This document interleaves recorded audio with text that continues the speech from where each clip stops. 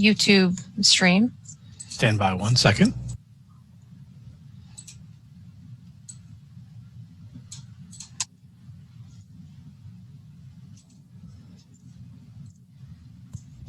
You are live.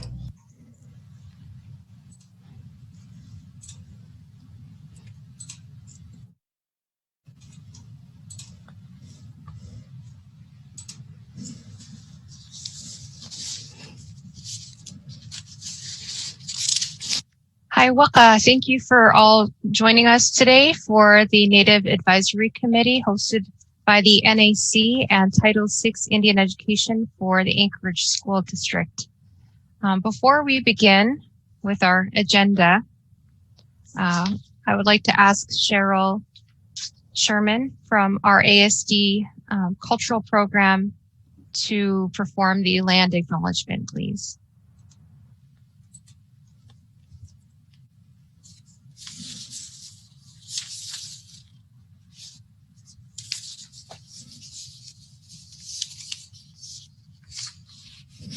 Oh, and if you don't have that in front of you, I couldn't find my cursor. Sorry for the technical difficulties.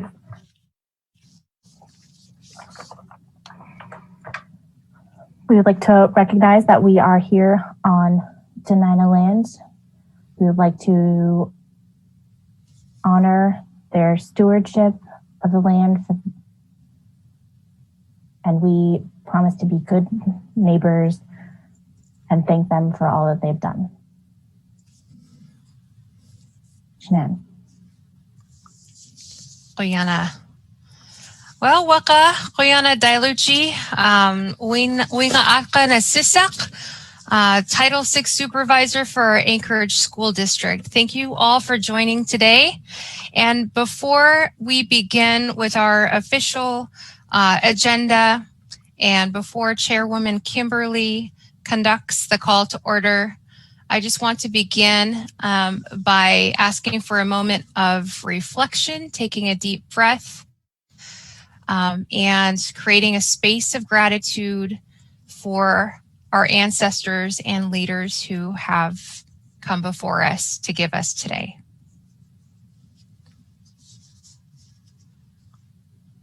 So thank you.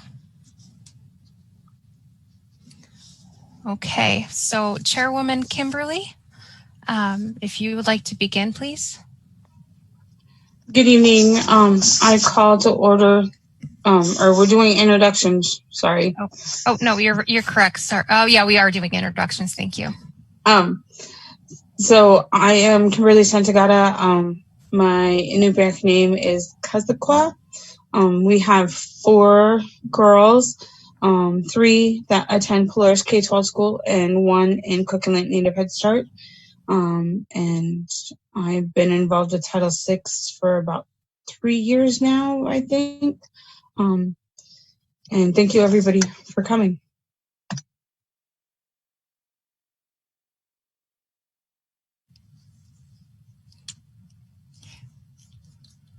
Oh, I think that's me next. Sure, let's just go down the line. Thank you, Shannon. Ayadak you hatwatsak nibak na hatiti kleka yadi hatiti Anchorage kwana yachet. I am Shannon Hawkins. My mom's Newback, my dad's white, and this is my sister.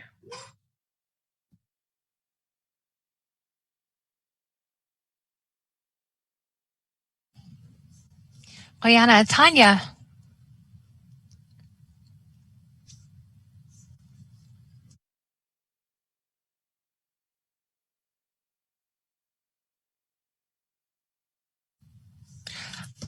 Okay, Tanya, are you there?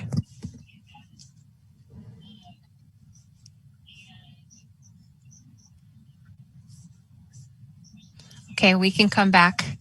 Shonda.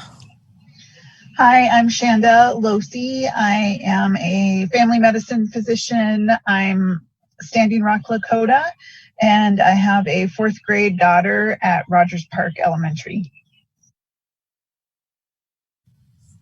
Oyana, Megan.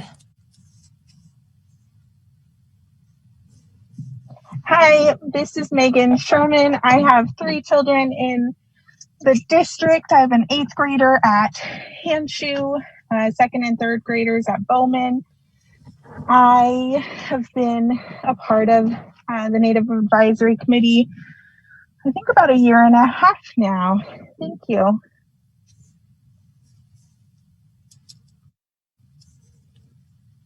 Great. Thank you. Is Ricky here?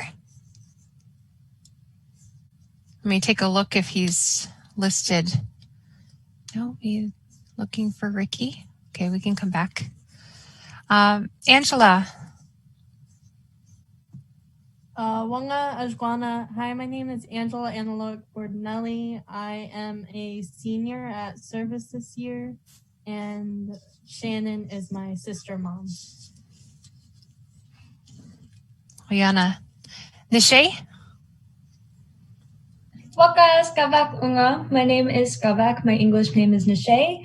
I am Yubik and Inubak. My grandpa is from Bethel. My grandma is from Shishmaref. And I am a senior at Service High School. Oyana. Brian. Hi, I'm Brian McIntyre. I'm a teacher at William Tyson Elementary School. I'm married to Karen McIntyre. She works at SCF as a human resource director.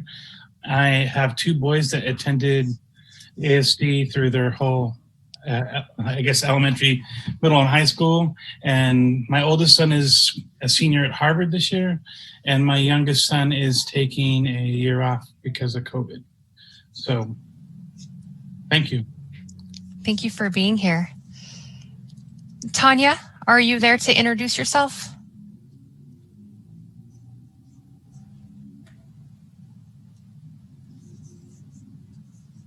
Okay, well, hopefully when they arrive, we can ask them to introduce. All right, let's go to the ASD Title VI side. Mr. Rain Brown. Good evening. I'm Doreen Brown. I'm the Senior Director for Title VI Indian Education and also for Migrant Education. More importantly, though, I am a mom, and I have 2 children. I have one that is graduated from college and living in Colorado, and then I also have a 14-year-old that's in 8th grade at Romig. Julianne. I'm Julianne Bourdon. I'm the AA for Title VI Indian Education. And I have one son who graduated from service, Go Cougars, last year. And he's playing hockey down in Montana right now. Bozeman, Ice Dogs. Julianne. I have Carrie Wood on here, but she's not here tonight and she's moved over to Migrant. So we just want to also thank Carrie for her hard work, years of work in Indian Ed. But let's go ahead and ask Tanya to introduce herself. I know that I see you now. Yeah. Hi, Huaka Huinga Janna Haugo Nuna Goyamunga, Anama Ataga, Anamashu Inkaliluni. So I had to go and run and grab my kids because they've been using my laptop because I finally got one that can work with the Zoom thing. So I was like, I hope they didn't hear me yelling. I was like, thank you, kids. Anyways, nice to see everybody. Nice to see you. All right, Miss Cheryl.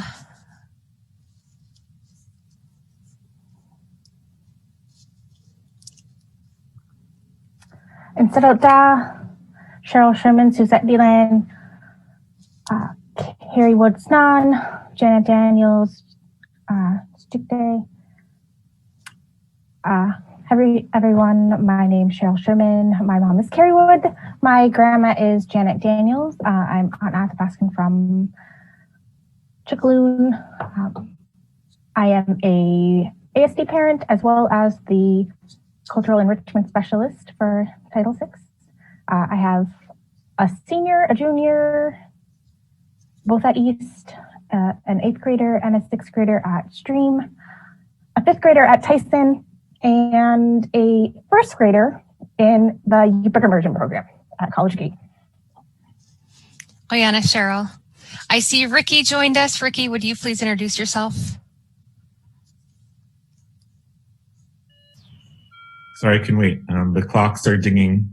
I'm at my parents' house. I'm Ricky Lind, and I teach music at 2 charter schools in Anchorage, and am a staff rep. Thank you, Ricky. I'll go ahead and ask any guests to introduce themselves. I know that we have a wonderful team of IT specialists here with us to help support us. Thank you for all that you've been doing. And I will go ahead and go down the line to see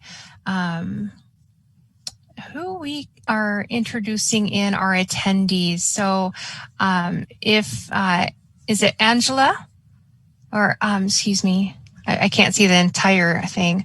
Ms. Mora Guest, would you like to please introduce yourself?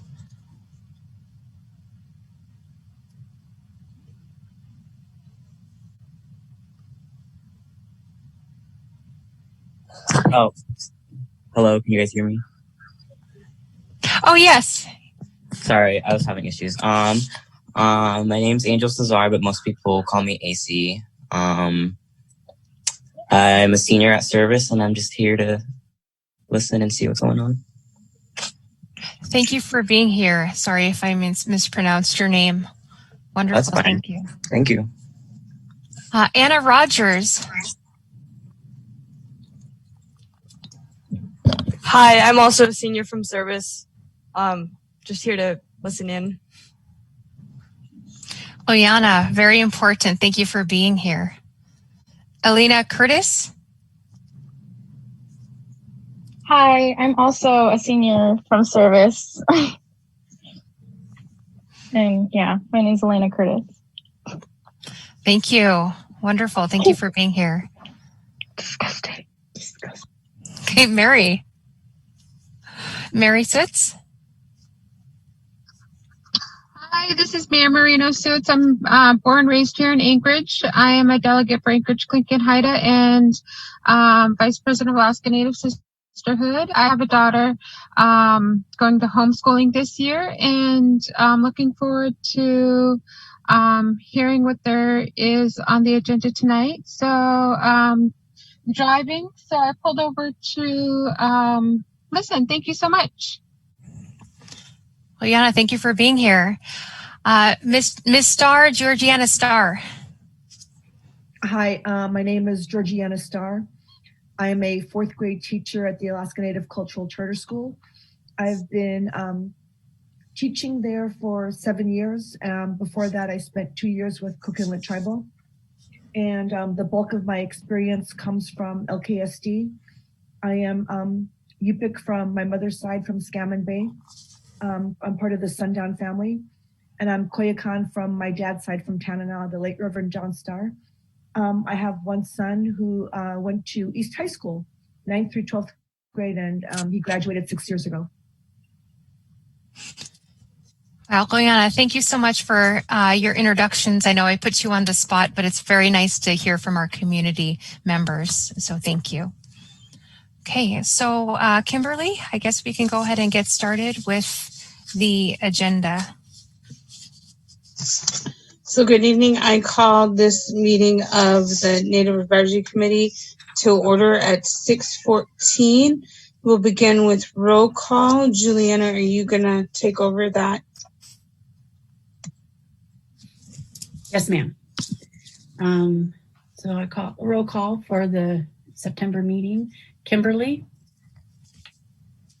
Present. And sorry, I said your name wrong. That's okay. Shannon?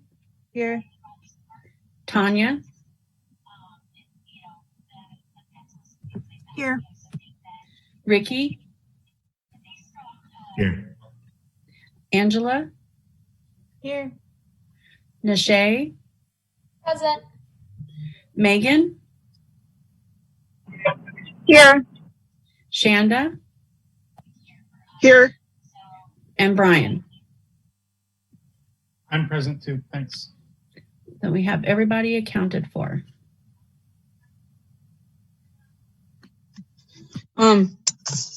We're next on the agenda is approval of the agenda, but we did find one mistake that was made. It should read, it should read that there is one parent, one teacher, and one student vacancy. I forget what it was saying before. I think it was 2 parent and 1 student vacancy that we'd like to change. Can I introduce a motion from somebody? Shannon makes a motion to approve the meeting minute or the meeting agenda with the edits to number 5 with a vacancy for a teacher, a student, and a parent, I believe.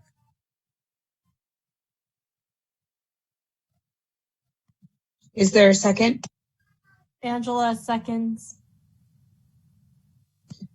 All in favor, please vote for approval Aye. of the agenda. Aye. Aye. Any opposed? Seeing none, we will approve the agenda with the edit that it's 1 parent, 1 teacher, and 1 student seat, and article number 5, vacancy of NAC. Can I entertain a motion to approve the minutes for the August 20th, 2020 meeting?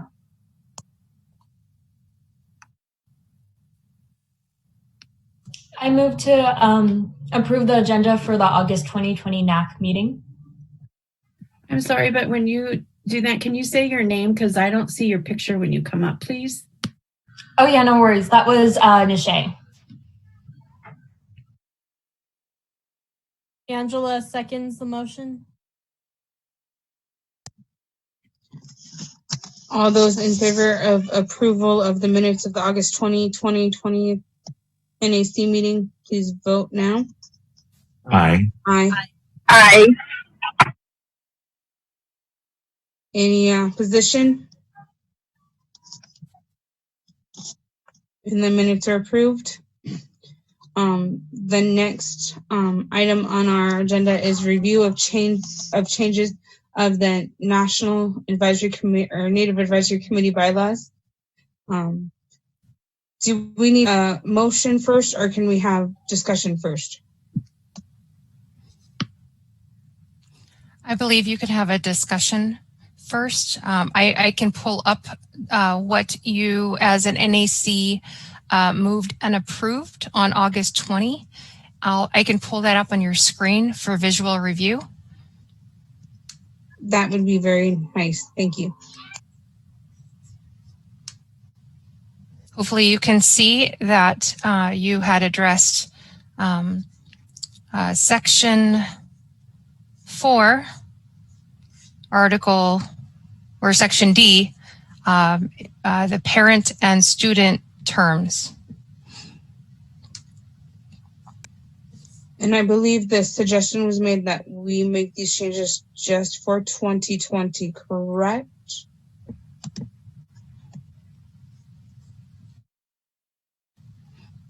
That would be a confirmation for you all to review because of the placement year ending and shifting everyone's terms to 1 extended year. You are able to move and approve that line if you would wish.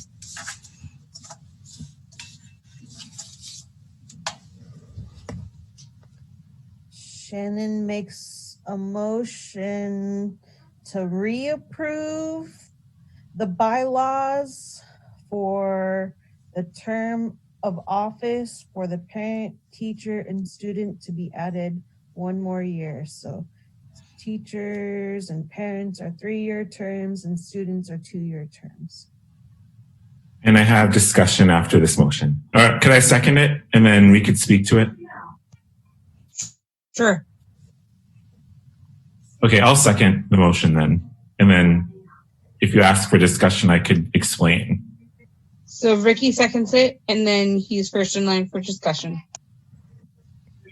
Thank you. So back in our previous meeting, we had discussed this change only because that we could not have elections in the spring due to COVID-19. And so this change for our guests, this change is temporary. We are suggesting that this change be made in our bylaws so we could be in compliance for the rest of this year. And then we can change our bylaws back to the original language next year. Thank you.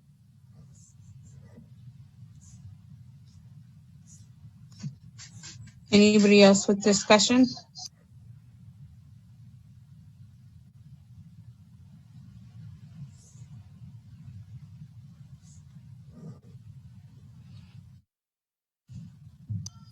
So Ricky, we would now need to vote. We don't need to do anything to our motion, correct?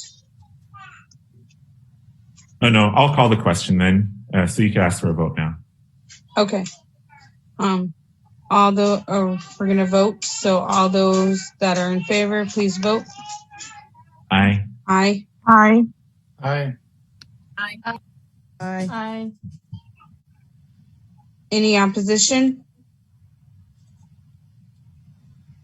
And so the motion now passes that we will save these edits in the bylaw here and under D, term of office.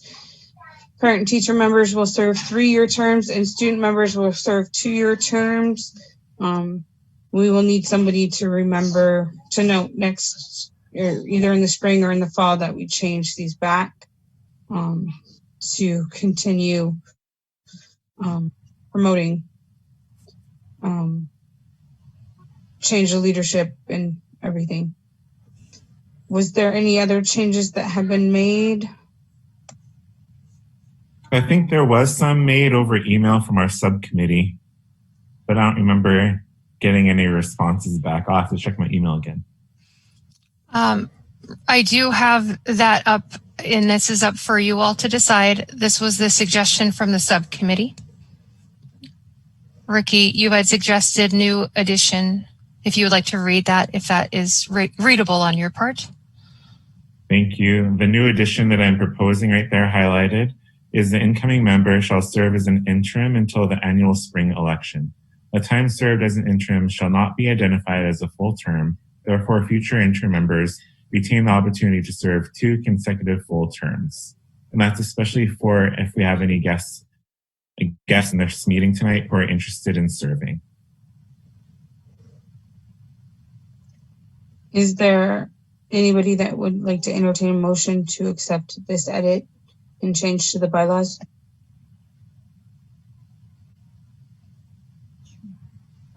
Angela makes a motion to approve what Ricky just read.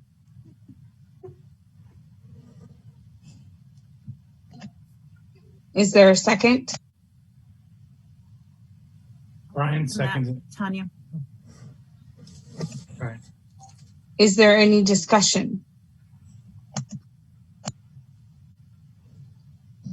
Thanks, Ricky, for making those recommendations. And Tanya. You're welcome. I think it maximized their opportunity too. I think they'll have fun.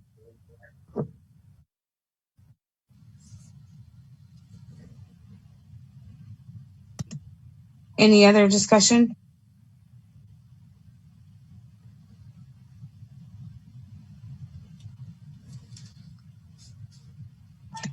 Hearing none, I will call the vote. All those in favor of this change in the bylaws, please vote now. Aye. Aye. Aye. Any opposition? So the bylaws will be changed as approved. Is that all the edits that there were, Chrislyn? Yes, those were the only edits that were suggested. And therefore you do have 3 vacancies at this point. And so the next item on our agenda is the vacancies of the NAC of 1 teacher, 1 parent, and 1 student seat. Do we need to have a motion for nominations?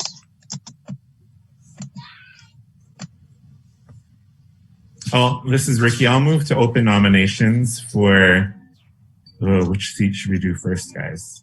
Oh, what's first on the list? The share screen went away. Let me go ahead and pull up the agenda for you. And I'll go ahead and share my screen again.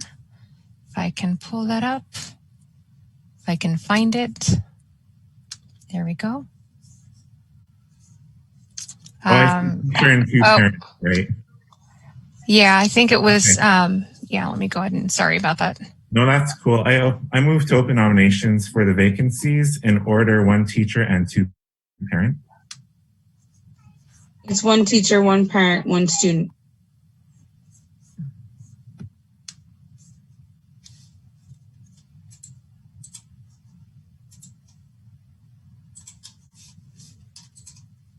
Oh, I'll consider that a friendly amendment. Thank you, Kim. We had amended when we approved the agenda, Ricky. It's already amended. Thank you. Is there a second to Ricky's opening the nominations for 1 parent, 1 student, 1 staff?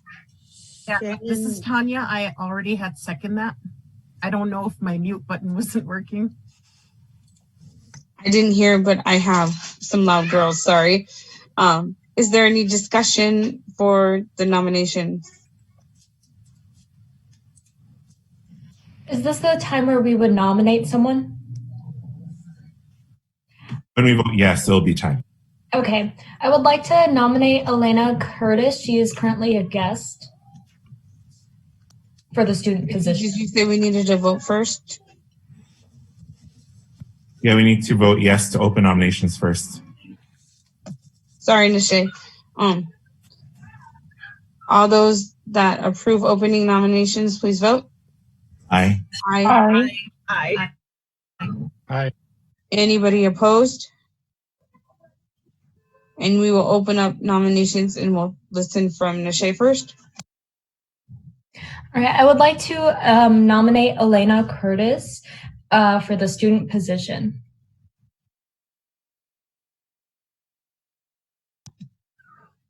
Okay. And I also want to entertain the nomination of Georgiana Starr, who was referred to us by AEA to be the staff, to fill the staff seat vacancy.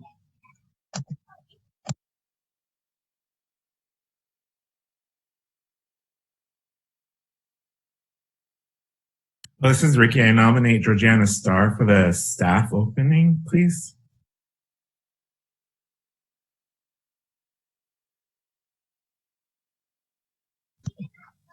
Is there any guests that are a parent that would like to self-nominate?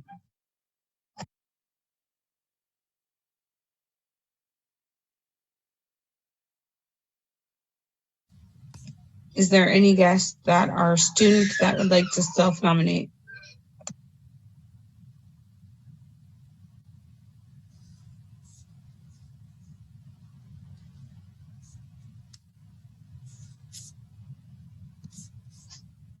Is there any guest that's a staff member that would like to self-nominate?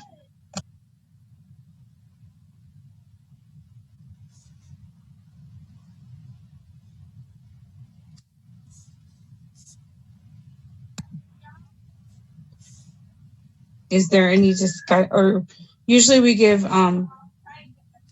nominees time to introduce themselves or say anything they'd like. Is there any nominees that would like to speak?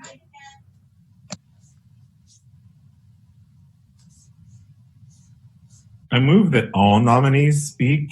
It's a service that I was had to do. Sorry. I also think they have to accept the nomination. You're right. Sorry, it's been a while since we had this. So maybe at their time to speak, they could say they accept the nomination or they decline. Thank you. We'll start with our student seat, Elena Curtis. Would you accept the nomination and or speak?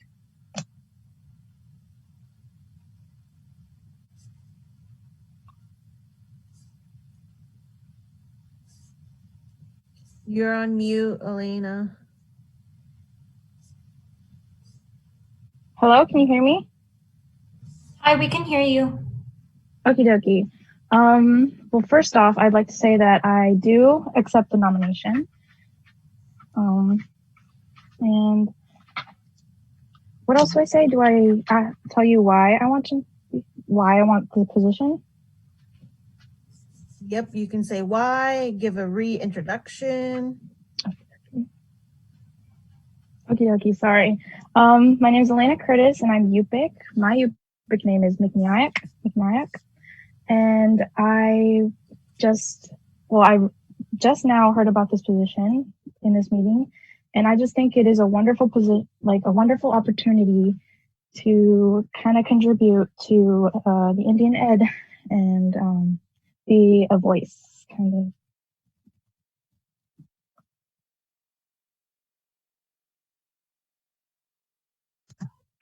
Thank you, Elena. We'd like to hear from Georgiana Starr if you accept the nomination and your introduction. Thank you so much for the nomination. I do accept. I've been teaching and working with Native students since 1999. I started off working in the village for several years before I transferred to Bethel. I taught English and math at Yupik Immersion for 9 years. And it was a real learning experience for me, looking at how language, culture, and identity are necessary for our Native students. And my son went through the program also K through 6, and really looking at how transformative Indigenous education is to our Native students and helping build a foundation that looks at their strengths, the strengths of the community, the strengths of the people that came before them, their ancestors, and kind of looking at what makes us stronger, not looking at us as statistics and not looking at things that need to get fixed. Because I think as Native people, we're strong, we're resilient. And education, I think, is a key force in kind of equalizing everything that we need for our students need to be successful. So as a long-term teacher, I really believe in the power of education, and I really believe in the power of community and helping to shape our kids to be leaders. Thank you.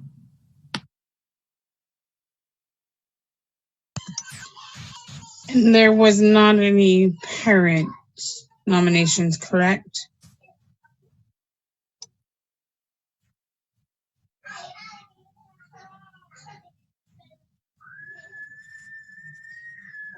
Maybe I see some new names on the participant panel. I don't know if they're parents or if they are interested in serving as a parent role for the Native Advisory Council. Are there any parents that are now on that would like to self-nominate to fill the parent seats in the Native Advisory Committee?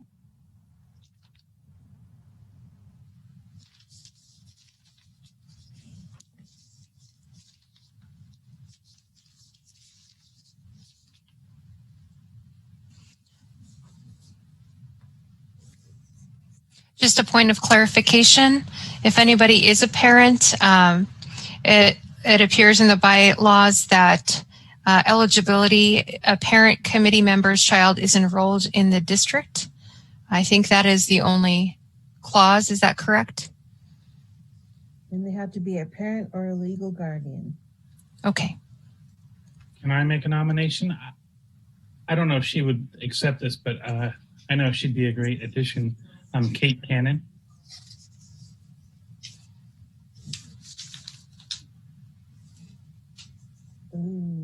Is she present right now, Brian? I saw her name at the bottom of the list, so I think she is. I'm here. Just unmuted. I am muted already. Do you accept the nomination? Does it matter that I'm also an employee of the district? Nope, I don't think so. Hi, this is Doreen. Hi, Doreen. Hi, Kate. I just have a clarifying question. Are you who do you work for with Anchorage School District? Title VI. So she cannot hold a seat because she's a current employee with Title VI Indian Ed. Thank you, Kate. Yes. Otherwise, I would have loved to. I know. Thank you. Thanks, Brian. Oh, this is Ricky. I did invite a potential parent member, but they are currently moving one of their parents here in Anchorage tonight, so she was unable to make it. But she will make our November meeting.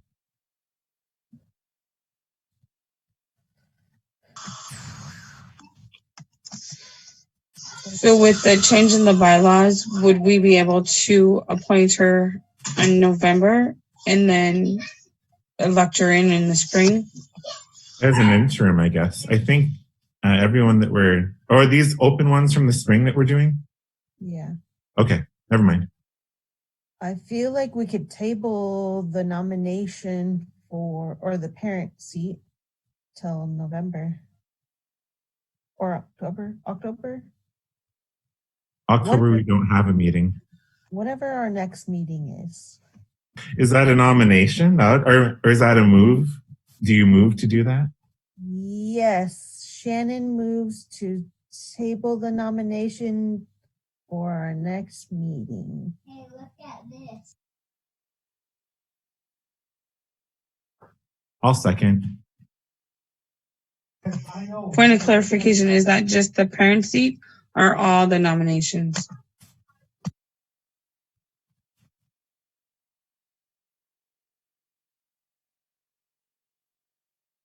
I believe it's just the parent seat.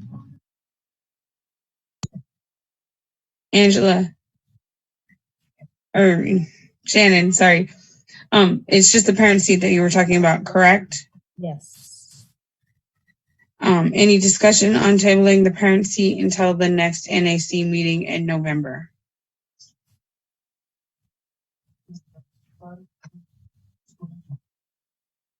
Hearing none, I will call for a vote. All those that approve tabling the parent seat until the next NAC meeting in November, please vote.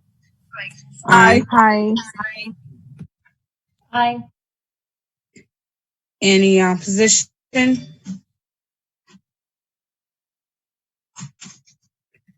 Seeing that, we will table the parent seat until the next meeting in November.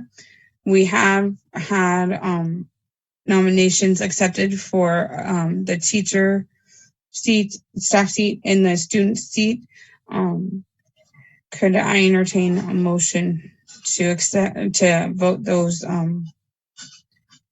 nominations into those seats? I'll move those nominations into a vote for a seat. Shannon second the motion. Any discussion on this motion?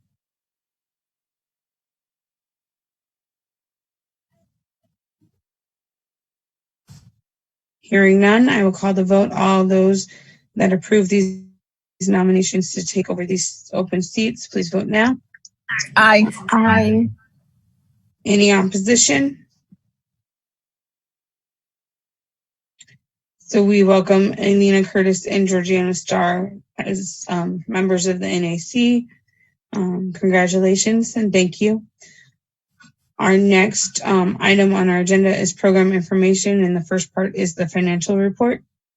Can we make sure that the new members have the contact information so that they could be a part of the email threads?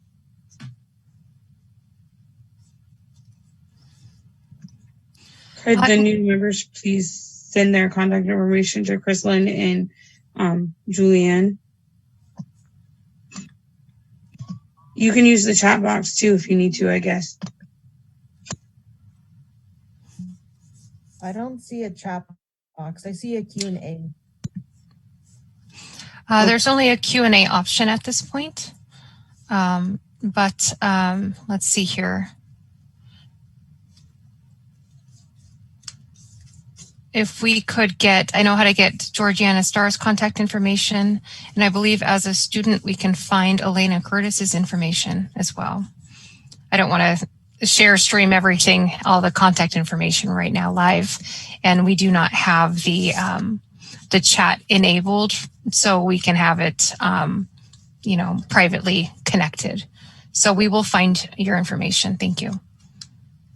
And if they need to, Crystal, they can contact you, and your ASD email is of the format Scott_Crystalline@asdk12.org, correct? Correct. They can also call our office at 742-4445 tomorrow morning, and Julianne will be able to take that information.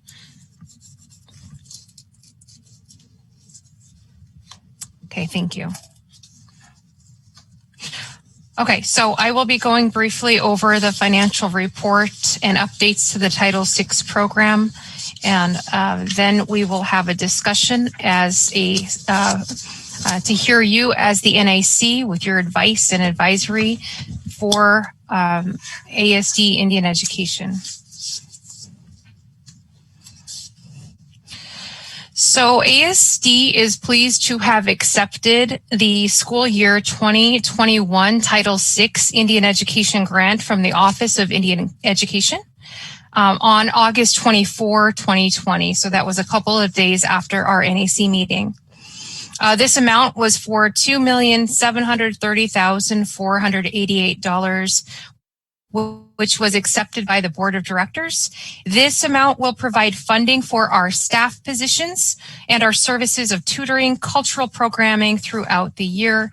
And we will have more details about the line items and the budget report for you at the next meeting that you are used to seeing. It just takes a little bit of time for accounting to catch up the financial records to make it all clean and pretty for you.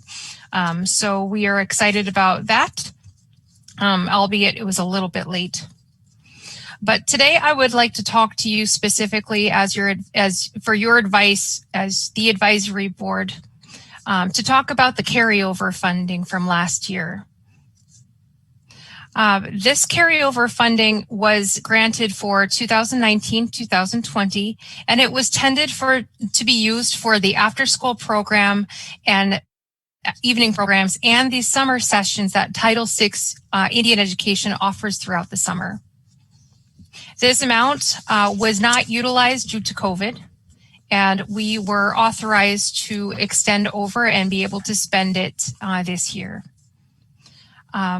So this will be a point of discussion for advisory in the next couple of slides. And please note that it ends August 31. So the next report we give you in November will account for September and October. So the numbers will be changing as we are utilizing it in our expenditures for some programming.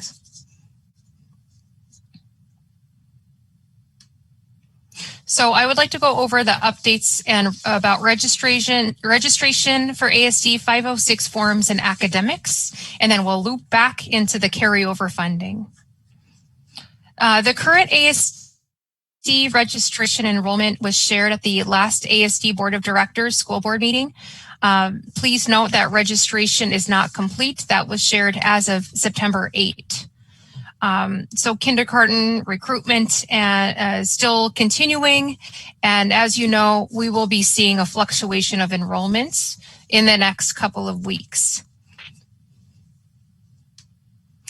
Registration directly impacts our Title VI enrollment as well. Our registered students in Title VI has been reduced nearly 700 from last year's benchmark. So last year's count was 700 more than we have this year. Factors can be due to online registration, families who are not enrolled yet in ASD due to COVID concerns, or either transferring out of ASD or delaying registration or moose hunting. Our current academic environment has changed. We are offering in-school tutoring with our elementary and middle school. We are hiring for high school tutors. We are going to be offering virtual high school tutoring for after hours starting next week. We are looking for more information about the breakdown of virtual school enrollees and in-school enrollees and how to support them. So as the numbers are changing, so we are assessing. I do not have the count of the current Indian education students enrolled in homeschooling, and we can seek to provide those numbers for you. But we do currently have 455 Title VI students enrolled in the virtual program. And so the rest of the counts that you see are enrolled in the in-school option. As you can see, we do have a lot of Alaska Native American Indian identified students in the district, but 6,140 are registered into Title VI Indian education. High school counselors are evaluating student grades and credits. They are seeking to get more access to information to help guide families and students and navigating through the high school programming and the changes that are so different from last year's structure. Middle school and elementary school tutors are reaching out to families with case management and technical help. And as we go into the fall, we have ordered supplies for elementary school students and also technical accessories like keyboards and headset for high school students starting for seniors with distribution intended in the next few weeks. And so that is the extent of how much we have structured with our carryover funding. And I know that we also do have a little bit of changes up and coming, but as we adapt to our new school walkthrough, which was news just yesterday, I do really want to focus on how we can directly support our students that we have in the district. So I'll go ahead and take questions. Go ahead, Kimberly. The high school tutoring that you're offering, is that for all students, even if they're not in a school that generally has a counselor? And then are you taking into account the time that they might be in practices for after school sports? Great questions. Yes and yes. So the virtual tutoring, we already have 2 high school tutors, and then we also have middle school tutors who are currently employed and willing to reach out not just to the ASD in school, but our virtual students who are in high school as well. So we don't see the split of in-school and virtual program. Our students are our students. And so we are going to be launching more hiring as well, offering to any school, even if they don't have a tutor at the school, is there a staff member who is willing to work that extra hour or two to help our students succeed?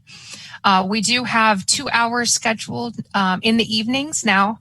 On Tuesdays and Thursdays, there will be that hour block of 7 to 8 p.m., 4 to 5 p.m., and then Monday through Thursday, it will be for students who aren't in sports, who get home and they just want to get their homework done, the 2:30 to 3:30 block. And so we're hoping to expand and boost that, especially as demand increases. Questions? Thank you. And we're hoping to launch and market that tomorrow with referrals and parents and students signing up. This is Brian, and I after the announcement yesterday as a teacher, one of the concerns I started, your head starts spinning a little bit and the wheels started turning. One concern that I feel like we're going to have is that we gave out all of our Chromebooks in our schools. And now our kids are going to have to be bringing them to and from school. And a lot of those are going to be damaged because they're elementary school kids bringing computers back and forth. And I'm wondering if there's any way that we could help with our Native students, at least in that fashion. Are you suggesting that we provide more Chromebooks or tech devices? Yes, for them to either use at school or to use at home. Okay. And correct me if I'm wrong, Doreen, but I did understand that students will be keeping Chromebooks at this time due to the possible fluctuation. That's correct. Okay. So Brian, my question is and I don't know the answer to this, and maybe you don't know yet, have you heard if they're going to be required to bring the Chromebooks to school? Well, if we don't bring Chromebooks back to school, I don't know how we're going to be able to use technology in school, because there's school, I mean, we're not going to share computers, and right. Our school doesn't have any. Well, we have a little bit, but not enough for everybody to use. Right. So here's a question I have is that, with the Chromebooks, I don't think we're given like tech bags. Is that correct? I don't know. Well, at least, sorry, Doreen. This is Tanya. That was one of the things that I was going to suggest, because as far as I know, my son didn't receive one, and my nephew. Mm-hmm. One what? A tech bag or a Chromebook? I'm sorry, a tech bag. Okay. The students at Hillcrest didn't receive tech bags with their school-issued Chromebooks. Right. So that might be something that we might want to consider. I know that when migrant education, and that's a different funding source and reasons why we had we actually ordered Chromebooks prior to COVID, just to let you know, for a project. So we were ahead of the game a little bit, and we actually ordered tech bags just so that those Chromebooks would be protected and they could go back and forth to school. So we can get that order information to you and Carrie and Julianne. Great idea. In addition, maybe we have extra Chromebooks as well. The problem is that everyone across the country is ordering Chromebooks, so I know that they're backlogged.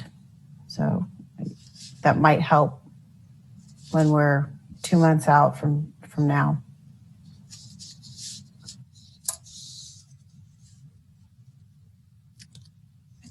Kimberly, you still have your hand up. Would you like to say something? Sorry, I forgot to put it down. No. Okay, so I'm going to go ahead and move on. And this is where I do want to have the discussion with you all. Just knowing that there's a lot of different reasons why families may not be enrolled, or they may not be enrolled in our Indian education program. What suggestions, creative ideas that you may have to improve our enrollment in ASD overall, but also in our Indian education program? So if you and I thought that there was a chat, there would be a chat, but it looks like there isn't a chat box. So we can open this up for discussion, but it also could be tabled for an emailed discussion as well. So if you want to think about this and go ahead and jump in. I have a suggestion that we reach out to, especially the parents that are in virtual program or who have left the program from last year. So should still have their information. Reach out to them, because I know a lot of the issues with the school district right now are uncertainty about how their children are going to be taught and where they're going to be taught. And if you reach out and maybe just talk to people about their concerns, they may want to come back to the school district. Oyana, Brian. I think what was helpful before when at the school was when we knew who was enrolled and who wasn't enrolled. And so there was a real push, especially before conferences. I have no idea what that's going to look like to have all those kids enrolled who are at the school. And I think that having information, like a campaign of sorts, to really talk about the benefits of being enrolled. I think, that's a big push. As a teacher, especially when I was new to Anchorage School District, I had no idea what the benefits were, because migrant ed in Bethel looks very different from migrant ed in Anchorage.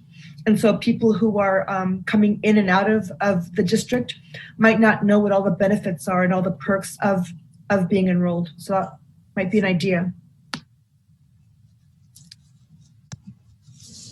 Could we Yeah. Sorry. This is Kimberly. Could we maybe look into buying Alaska Native stickers that could be given to families that are enrolled to put on Chromebooks so students would know like that's their Chromebook and they get the sticker because they're a Title VI student. And because I know like when my kids tell me that there's something they're going to get for turning in paperwork, we make sure we get the paperwork in because I don't want them losing out on something because of me.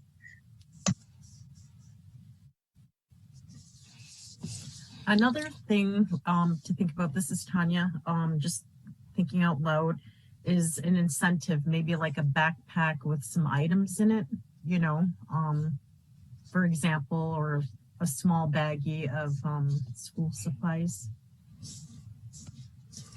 Liana, yes, we are going, we've ordered a lot of school supplies and we'll be doing a separate distribution from the high school accessory distribution.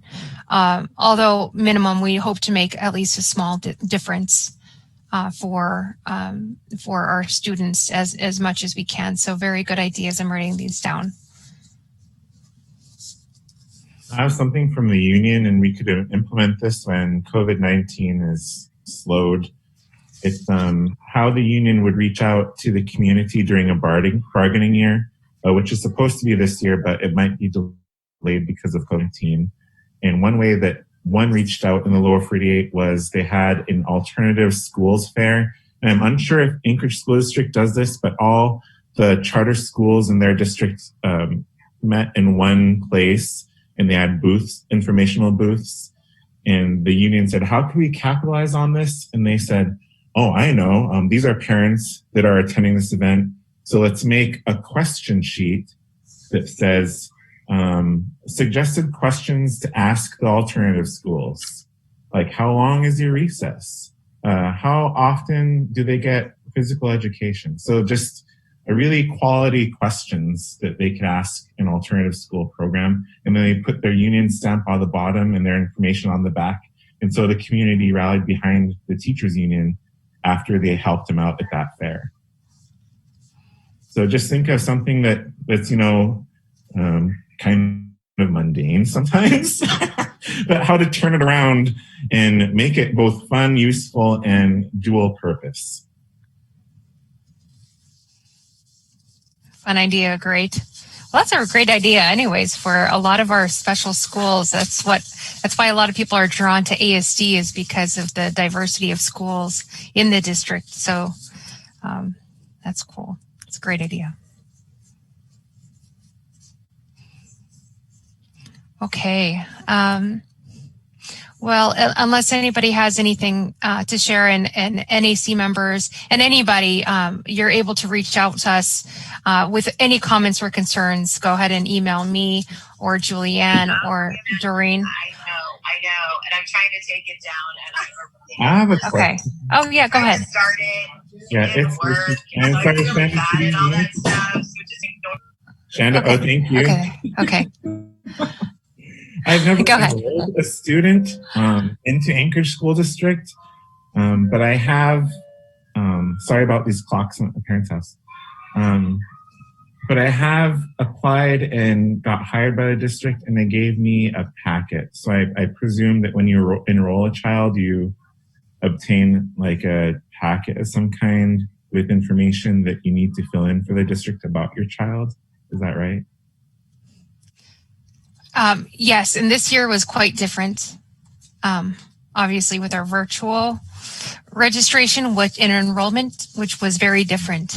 But we do have a 506 form, and we do usually have in person. We have Indian education staff in our tutor, mainly our tutors and counselors, are usually present for that time. But due to COVID this year, you know, we weren't able to safely be there. Right. Okay, that was just my question, because when I signed on with Anchorage School District, they gave me a union application, and when I lived and worked in Dillingham, I had to physically go out and seek the teachers union there. But here in Anchorage, when they sat me down and said, here's your paperwork. Oh, would you like to be part of the union? Here's your paperwork here. So it was already there. With their nice folder and all the flyers. That was the only nice part of it. Sorry, I won't say it. We're recording. Okay, never mind. Forget I ever said anything, but thank you. It was there. Great idea. Thank you. Question, is this form also because of right now we're being, in this pandemic, is it something they can fill in online? Yes, that's a great question. And the form was modified actually by the government to become fillable. And so one of our ideas is that we do have Q&A sessions now that Cheryl, our cultural specialist, shout out to Cheryl, and I have been learning how to do Facebook live streaming and whatnot. That we do have tech access to help aid the completion of the 506 forms. It is a PDF with drop downs.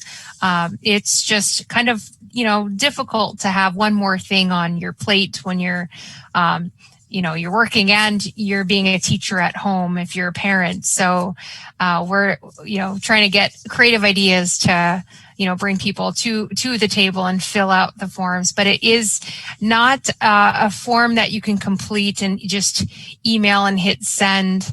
It's not like a web access form. It's an actual PDF that you have to fill in the fields. But it is important and it stays with students all through their K through 12. And we do have a lot of perks at each different level. And it does require a CIB and documentation. So usually that's the chase, is trying to assist families in getting their CIB and tribal enrollment. But as you know, for those of us who are Alaska Native American Indian, that certification also does help with enrollment to our healthcare systems, enrollment in scholarships, and also with tribal education at higher education. So we try to address that early on in elementary for recruitment, and we'll probably be focusing with our kindergartners this year. But we tend to chase down families who may have missing documentation, and definitely people who are new to the district. And that can be found on our website, and we'll also be sharing those links in our newsletter that will be launched tomorrow. To kind of follow up on that, so when you're talking to a parent and it's a PDF, is the staff members able to go in and say, I call Ricky and I'm like, give me your information, and I fill it out and I can print it as, a worker, send it to the parent so they can fill it out. I mean, at least sign it, because I don't know, I haven't seen the form, but. Oh, yeah. Yeah, we've currently modified that process has been in place, but the newest modification is that now that the form with the PDF has drop-down fields, it makes everything a nice print so you can read it. And then the tutor or the counselor is able to print it off. And we even have provided envelopes to our on-site teams so they can send it out to families with a return envelope. So we have the walkthrough, the follow through on the phone. Once they're received and actually signed and sent back, postage free with the CIB, we can receive that.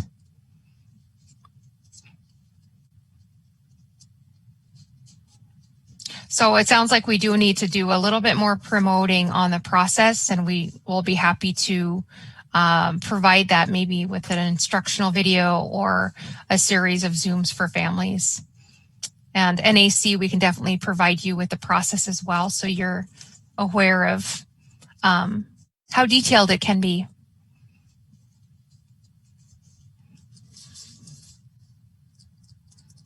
Okay. Thank you for the questions. But let's go ahead and move on. because now I want to talk to you with all of your expertise as parents, as teachers, as members of the community.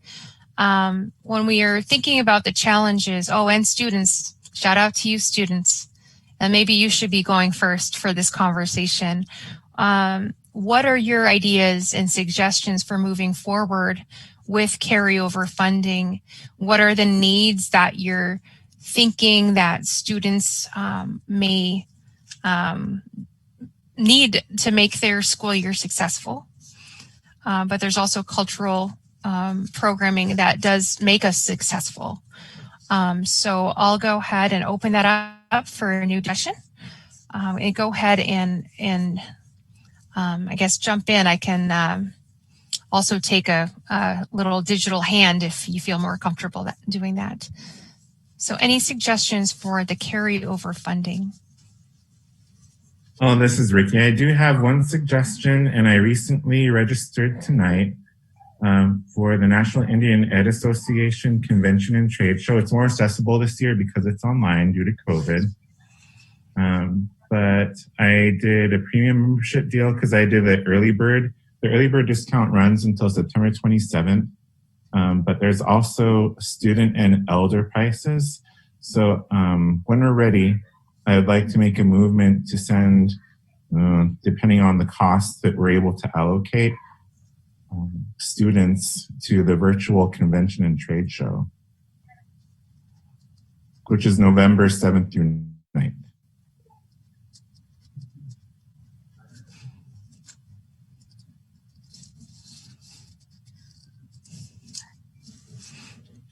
What a great idea. That is a great idea.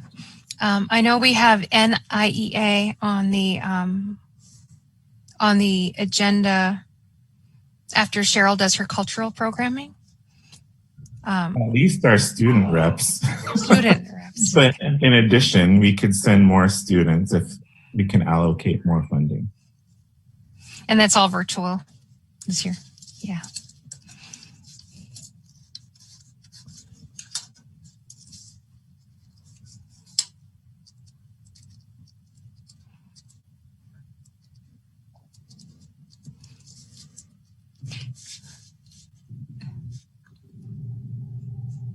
I know one of the things, this is Tanya, I know one of the things that we discussed was doing cultural little packets. I don't know if that has already been budgeted for, but that is something to continue, the cultural learning and so forth. And something that we could create a Zoom for Friday evening or whatever, we're going to all be together, or something the family can do together. So thank you. I was kind of thinking along the same lines. We got notification at the beginning of the year that the Heritage Center had these like a cultural activities box. And by the time we got the notification and by the time we got around to contacting them, they were all gone. And so I think those cultural activity boxes would be something that kind of follows along with the program as far as culture nights and a lot of the things that the tutors did with the culture nights and those creativity nights, and something of that sort would be really great. And one of my suggestions for that was to have like a fish skin tanning kit. I think I have a lot of young adults in my family who are really moving ahead with jewelry making, with skins and furs and earrings. And there's a big interest, especially in the 18 to 20 plus. And I think that, that's something that's exciting for them, because back in the village, we had a fish skin tannery back in the 70s. And, there's been a resurgence of these, and, you see the dyed fish skins over at, at AFN. And I think if the kids, when we did it in school, it was really hands-on, and, the kids really enjoyed the process. Liana, I can't wait for you to hear what Cheryl is going to be working on to meet those needs.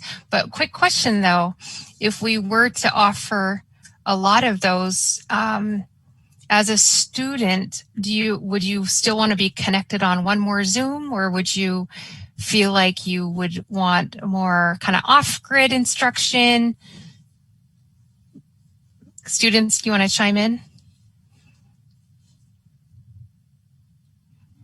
Meaning that maybe there's like an instructable paper guide, or is it okay for you to still, jump in on another Zoom? I think a combination of both. I know when I bead, I haven't been able to bead with anyone. I was about to go to my first beading circle and then COVID hit. But I think, beading with other women, other people is really healing. And that's like, it's a cultural tradition. So I think that should definitely be an option.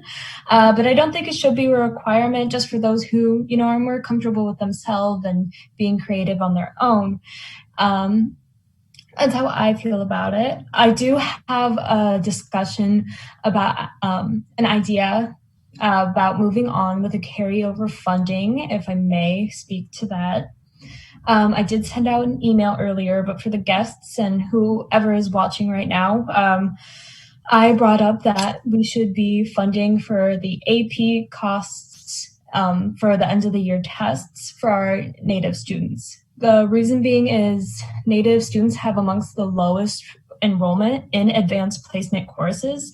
And this could be due to the fact that families can simply not afford that test. And though the test is not required to be in the class, a lot of teachers do really push it because it's such a big part of the test. Some classes you work on the test the entire year and the final product is what you submit. And that's up to like almost $150. And if we have that money to be helping these students do that and to be helping these students in such classes that are really just stepping stones that encourage them to go into college, we should definitely be looking into that. And I know at the end of my sophomore year, we brought that up, but then we never did anything. And I mean, we brought that up in a NAC meeting, but then we never really went anywhere with that.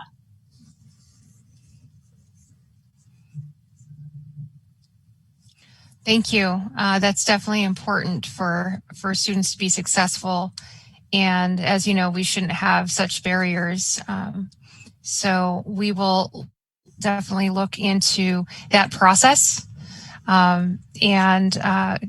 you in any AP courses right now? And how are they going if you are? Currently, for just this quarter, I am taking 3 AP classes, and they're going okay. I like some better than others, and I think by the time I graduate, I will have taken about 12 or so AP classes in total. Wow, great. Thank you for that. That sounds like a very busy schedule. Thank you guys for listening. Liana. I also have an idea for how to spend at least part of the money. Last week, Vera Starbird announced that she worked with her dad and came up with a children's book that Don Starbird illustrated and she wrote the poem for. It's called Raven Steals the Toilet Paper, and they are both Tlingit, living in Anchorage, I believe. And it's a cute little book. There's a YouTube video of Aaron Tripp reading it, and then you can order it. And we ordered 2 in our family. We're going to keep 1, and then we're not sure what we're going to do with the second one, if we're going to give it to Polaris or Coconut Native Head Start or Hillcrest. But it's a cute little book that kind of explains Native values for the pandemic and how Ravens should be handling it. And I think it would help build pride with our younger students, and that we should try to get at least a copy in all the elementary schools. Great. Cleanna will take a look into that. It's easy to get the books to the schools, and that YouTube video is so cute. If you haven't seen it, maybe we'll share it on our Facebook as well. We have some books also to give away to students with our supply giveaway. as we're providing for our kids. So any good books like that, if you ever see any cool books for kids and also for the young adult readers, not a lot of books out there for our middle school, high school reading levels. So, you could always send and refer them our way. Another thought is, what about creating like an activity book for all ages to give out, whether it's like word search or crossword or coloring books, like featuring artists from all over the state. Maybe we can try to create something and send it out for grade levels or something. Oh my goodness. Okay. This is such great ideas. I think we're almost going to have to shift gears to Cheryl here soon.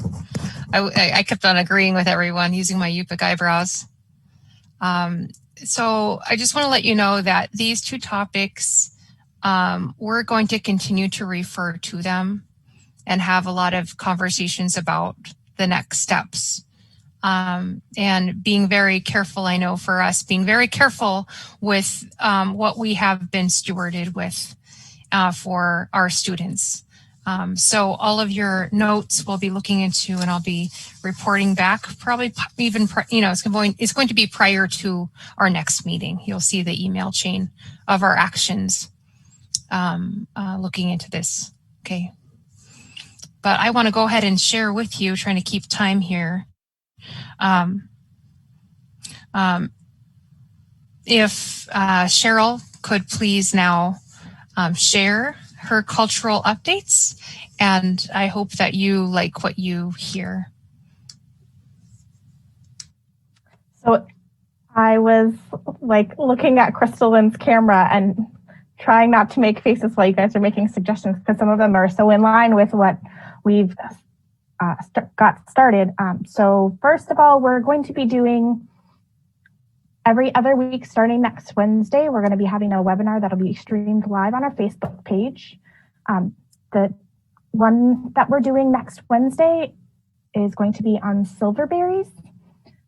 And so I've put together a whole presentation, and students will be registering. The link is going out in the newsletter, and it's also posted on our website. So students can register for that, and then we'll be setting up pickup times for them to come and pick up the supplies from here at the Ed Center, or make other arrangements if that's what they need. And then we're actually going to be doing the hands-on portion during the webinar. So if they have any questions while they're working on it, they'll be able to ask them right there. So we'll be doing it together but separate. And then on the 7th of October, we're going to be doing kind of like a panel discussion and exploring Indigenous Peoples Day.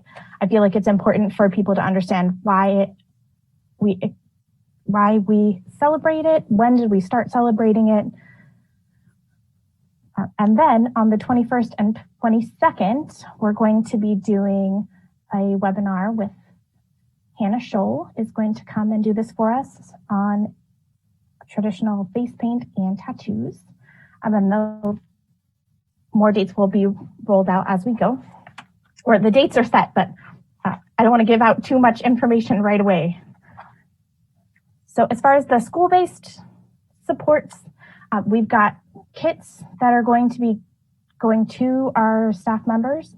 There's some basket weaving kits and some kits that have for like coin purses that are made from leather, and they already have holes punched in them so that the students will be lacing them and doing some other detail work on them as well. The next thing that I'm super excited to share with you guys is that for Indigenous Peoples Day, we're going to be doing a virtual parade. So that link also is posted on our website for students, parents, families to submit photos or videos to us. And I will put them all together and then we'll be posting that on our Facebook page as well. This idea kind of was inspired by the makeup brush videos on TikTok where they're throwing it to each other and then they use the makeup brush and then they're all in their full regalia. So I'm hoping that idea will get some high school students interested in that as well. We have spoken to First Alaskans and they're taking into consideration the fact that this time of year when elders and youth is typically scheduled is not usually a time where our students are receiving final grades. And our staff has expressed concern that they're worried it will affect our participation. So we communicated that with them and they're going to do their best to accommodate our students. Some suggestions that we've made was scheduling things later in the afternoon or maybe having more things on Wednesday, as well as possibly recording. So they will get back to us. They have not posted their final schedule yet. Just a reminder, we're going to talk about this again here in a few minutes, but tomorrow is the last day for general registration for the NAEA convention. You still will be able to register through the end of the month, but there's a significant cost increase. So I just wanted to mention that now. So if anybody who was still trying to decide whether they wanted. I think they recently changed it because of COVID, because I thought it was today too. That's why I registered this evening, but the early bird has been extended till the 27th. Oh, okay. And the student membership or to attend as a student is only $175. Yeah, it's much more affordable for students and elders as well. And then for Rock Your Mocks, I'm working on putting together different sketches that students will be able to put their designs on and then share that as well. And then I want to talk about Heritage Month. So what I'm doing is currently I'm working on something similar to what we do for our summer opportunities, where I'm creating a Google Sheet that has different links to different virtual museum tours, and I'm linking them to museums all over the world. So one that I spent some time on today was a museum in Russia, and it's a very detailed tour and you can zoom in and see everything clearly. But I also wanted to get your guys' suggestions for Heritage Month as well. One thing that Cheryl didn't highlight as well is that we are talking to and working with artists to do additional kits and additional programming. So the some of the things that she's sharing, it's not all, there's other things behind the scenes that are happening. But as we're building this virtual programming for this semester, any suggestions, contacts, inspirations that you have, feel free to share them. Because we all come from different backgrounds and different cultures. I'm very comfortable with Yupik things. So if you're from different regions of Alaska, please share your inspirations with Cheryl. So we are all contributing. So she's busy working on a lot of things. So any ideas for Heritage Month? What about highlighting some Molly of Denali, something or other, or having like a Wednesday show day? I don't know. Like, I recently watched Molly of Denali this summer, and man, oh man, I had to have a box of tissues nearby watching Grandpa's drums. So I loved it. Did anyone attend Native Humor Night at the Native Hospital or no? Yes, I did. Okay, because my parents were so excited to go, but then they reached capacity. And our friends who went said it was so funny. Like Native humor, they loved it. So something like that, if we could stream it live on Instagram or Facebook even, or even do a Zoom like this, I think and it's something that all families need right now is a little humor, especially right now when tensions are high. The other thing that I failed to mention, and I don't know how I did it, maybe I got overly excited, but I got super excited, Shannon, when you were talking about the activity book, because I am currently working with someone to put that together. So I don't know if you could see my face when you said that, but I was like, yes, I'm working on it. Maybe this is Nishay talking. Maybe something that we could do for Native Heritage Month is have kind of like another compilation video, and kind of geared towards younger students, but still incorporating high schoolers.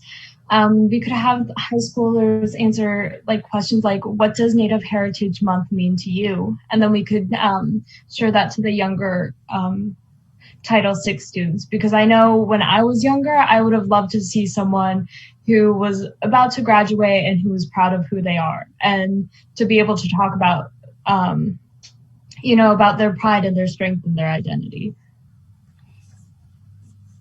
That idea gave me chills, Nisha.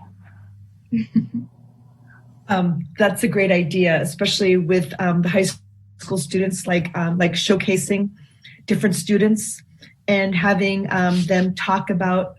When I first started teaching, I always had my younger students write a paper. What does being Native mean to you, compared to what does being Native mean to your mom or your grandma? And then they have to compare them to see, and it makes them talk to their family. It makes them dig a little bit deeper. And I've always liked that piece, because I had one student talking about, how her mom had a pet fox, and she's never going to have a pet fox because she lives in Bethlehem. That's just not going to happen. And, those kind of things where they're multi-generational, where you're asking them the same question, but having it like in a video format. I love that idea. And one of the things that excites me is really cool too. I think it's Native artists, the ones who were really combining traditional and modern, especially clothes designers. And I don't know, for some reason, things like that always excite me. And looking at how young Natives are adapting things, to like digitally, those things excite me. And I remember 10 years ago, I was looking at the Museum of the American Indian, where they were showcasing young Native skateboarders, things like that. I mean, those things I think are really interesting, and that's what excites me.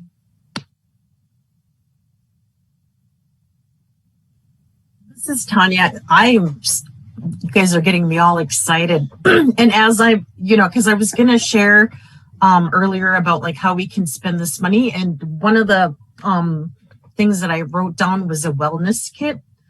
And that's exactly like if we combined all of like the worksheet you're working on, the book that Kimberly mentioned, a game or a deck of cards, or like the questionnaire that you were just sharing about, like that can be like a wellness kit for like the whole family. I mean, like, anyways, I just wanted to say like really great ideas.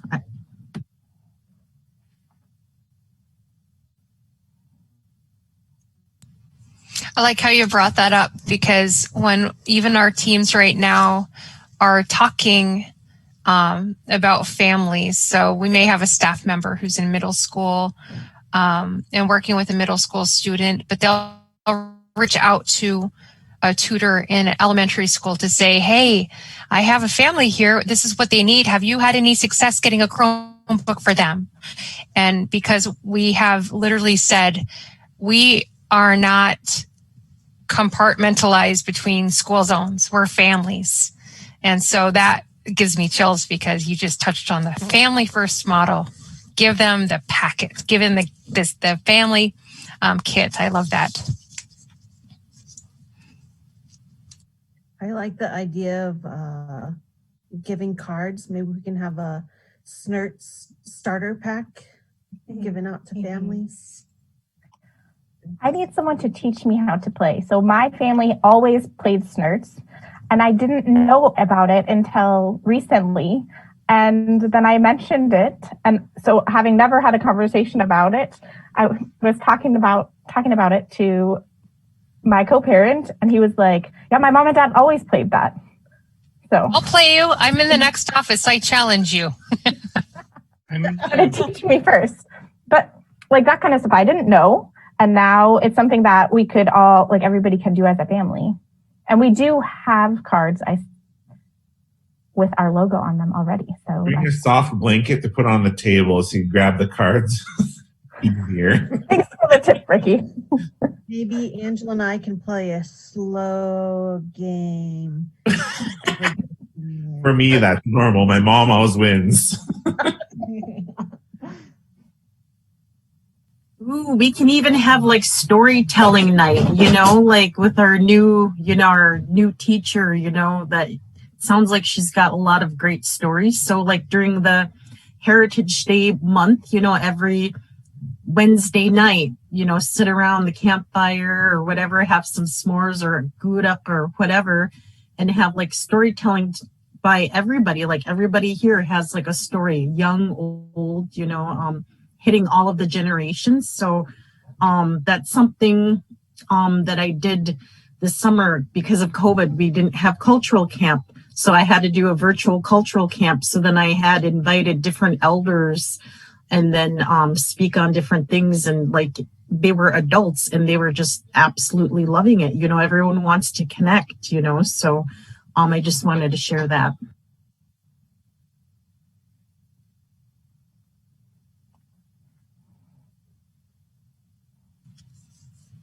Well, those are all great ideas, and they can all happen with our community. So definitely share.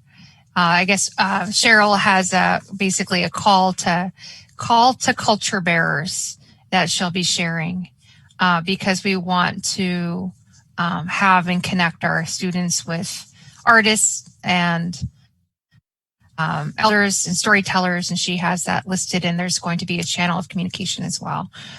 So definitely great ideas that can happen. Okay, so let's see, I'm looking at the time. I think we're, I think that's what our Title VI has to share. And now we're just at the point of just general comments, questions that we can take from, sorry, Ricky, you wanted to look at the NIEA and consider that first before we go into comments mode. Oh, is it for sending students at 175? Yes. At least our student members, if we have funding for the student members. We do have funding for student members and registration for things like this. Thank you. Our student rep. So I move that our student reps be funded at 175 apiece to attend the virtual convention and trade show hosted by the National Indian Ed Association November 7 through 9, given they make the asynchronous arrangements with their teachers first so that it's safe. And their absence might be approved even though they may be at home. Second. Is there any discussion? Hearing none, I'll call the vote. All those that approve this motion, please vote. Aye. Aye. Aye. Any opposition? It is so moved that the NAC and Title VI Indian Education will send their student members of the NAC to the NIEA convention in November 2020.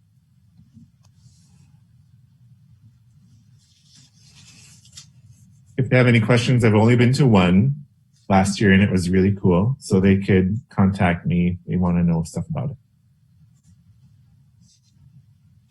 It is really cool. Oh, Kim. Yeah, that's right. Kim was there. Sorry. Kim was also there. Yeah. So our office will send Angela, Nishay, and Elena information about that should you be interested.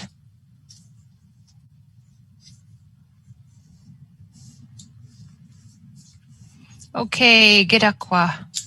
I'm sorry, go ahead. Kristlyn. I'll just let you know, I think Georgiana's still on, and Brian as well, that in the past we've been able to give sub days as well. I don't know how many subs are available. I don't know what it would look like with our current situation, but it is something that we have provided for in the past. So something that you might want to consider. Maybe not, maybe you want to look at the agenda and say, I want 1 day or 2 half days or something. So it's something that you might want to consider. Thank you. Okay, thank you. Mm-hmm. I just want to clarify the dates for the convention and trade show are October 7th through the 9th. Oh, sorry. I double checked. I trust you, Ricky. I was like, I'm going to verify before I say anything. That's pretty late. Okay, it's coming up. And yeah, we don't know, I guess we don't know the status of substitute teachers. So Brian and Georgiana, we can go ahead and send that information to you as well, because involvement on the national level is very important. Thank you. Okay. So then if we're done with that, I guess we'll go ahead and move on to general comments, questions from the public. If you have any points to discuss or mention. I'll do one. And Ricky, speaking on behalf of last year when I attended NIEA, I was provided a leave from Title VI. Thank you so much for providing some of that leave. Winterberry was not able to, so I used one personal day for Winterberry. But then Roka Shula provided me one professional day. So it was a curriculum for the modern American Indian.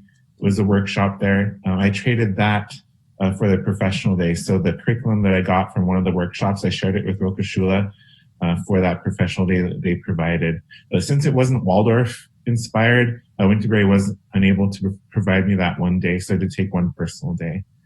But for this year, since it's 7th through the 9th, and for the quarter, I'm only at Winterberry because I'm usually Roka Shula and Winterberry. Because of COVID, district has me only at Winterberry right now. And just because of how Winterberry is designed with their daily schedule, they're having me teach asynchronous, which means I upload a video for every music class that I have once a week. And so I'm able to attend without having to take leave, I think. And if I do have to attend a session, I'll make a modification to it because I teach one class at 2:00 every day. It's only 7th grade on recorder for 20 minutes. So I do have the time and I won't have to take leave for it this year. But otherwise, thank you so much for the past. Because I've taken leave from Title VI for that convention last fall, and 2, or maybe 1. The first Head to the Hill day I did. Because then the second Head to the Hill day, NEA paid for my sub, like the whole time last year. It was cool. Hi, this is Nishay. I missed the dates. When is NIEA supposed to happen? October 7th through the 9th. Okay, thank you. I am a part of I got accepted to a virtual program for Dartmouth information sessions, and it starts at that time. So I don't think I will be attending NIEA. But thank you for offering to sponsor me. I appreciate it.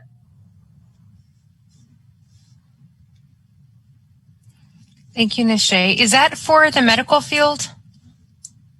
No, it was supposed to be Indigenous fly-in, but with COVID, it's just going to be online. Okay. I thought I saw something else that was offered to students, and I'll go ahead and share that with you as well. It may have been a Stanford biomedical introduction to Alaska Native, and actually any high school female. So it's a pretty cool opportunity. Lots of cool opportunities out there for you kids. I'm so excited for you. But thank you for sharing that. I know you students are all so busy, working really hard amidst this time. So thank you for working very hard for yourself and your families. Any other general comments?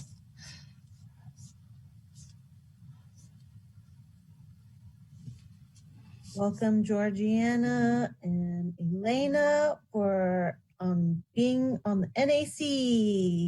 Yay! Congratulations. Thank you. Thank you guys so much. I really appreciate this. Kuyanakfa.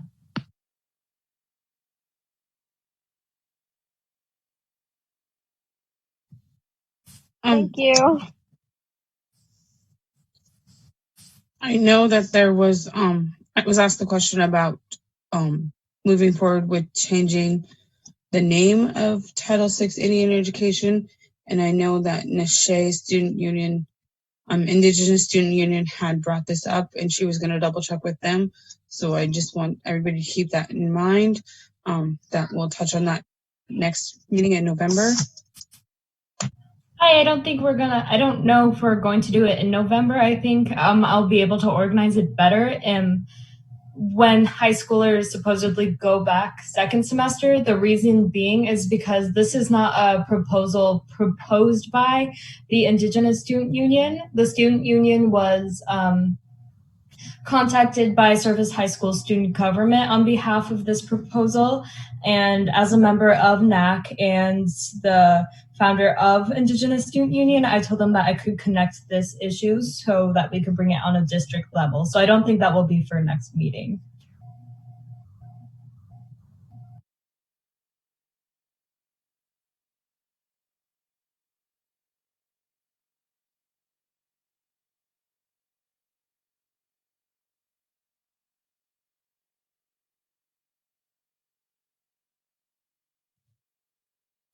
I feel like if there's no more comments or questions, can I make a motion to adjourn our meeting? I'll second the motion.